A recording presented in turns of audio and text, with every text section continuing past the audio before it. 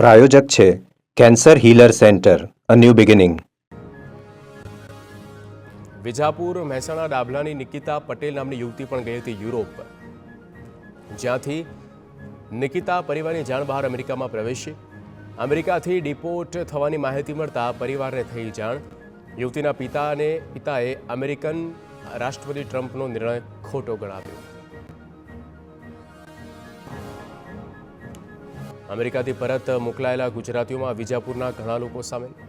ખણુનસા ગામના 2 વ્યક્તિને ડિપોર્ટ કરાયાની માહિતી. વ્યક્તિના પરિવારનો સંપર્ક કરતા કંઈ પણ કહેવાનો ઇનકાર.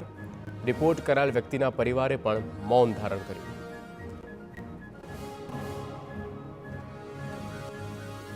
પાટણના મણુદ ગામના 5 લોકોને પણ અમેરિકામાંથી હાંકી કઢાયા. એક પરિવારના 4 સભ્યો અમેરિકા ગયા હતા. 2 મહિના પહેલા અમેરિકા પહોંચેલા સિદ્ધપુરના ગણેશપુરાના ખેડૂતને પણ ડિપોર્ટ કરવામાં આવ્યો. ખેડૂત વિદેશ પ્રવાસના બહાને ગયો હતો અમેરિકા.